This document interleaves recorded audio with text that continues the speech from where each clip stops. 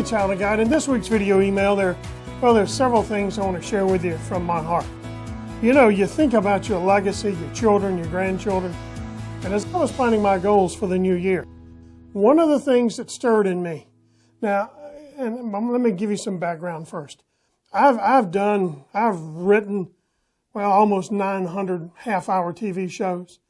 I've got over 400 blogs or teachings on YouTube.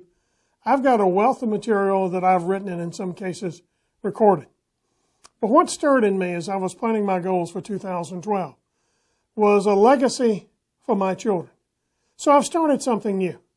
Whatever day of the month it is, and I'm starting in Proverbs, I'm taking that chapter of Proverbs and I'm recording it for my children.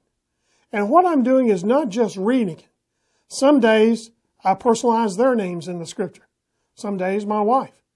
But as I go through and something stirs in me on a particular scripture, I'll just say a thing or two about it, not preaching, just maybe 2 or 3 sentences at the most, giving them my thoughts on that scripture. And then I email it to my children as an audio file. Now, if you're not able to do this on computers, well, obviously, though, if you're watching this, you can do it on a computer because you got one. But I encourage you to create an audio legacy of what the Word means to you for your children.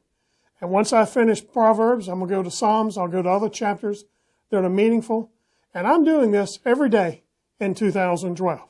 So let me encourage you, this may not be for you, but at least think about it.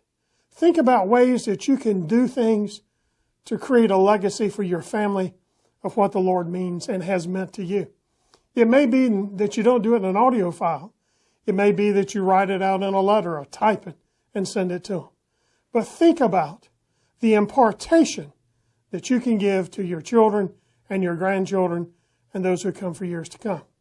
In my mind, as the Lord stirred this in me, I realized that one day, not only my children, my grandchildren, my great-grandchildren, and others will be able to look back and listen to what Papa had to say about their mom and dad, or grandma and granddaddy, when it came to the scripture. So do that.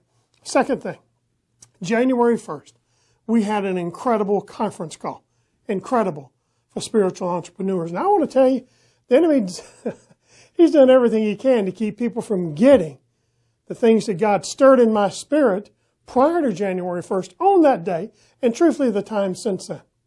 If you were not a part of that January 1st conference call, be looking for the mail, because I've just mailed a letter out with some testimonies and some other information and a very special date when I'm going to have another conference call.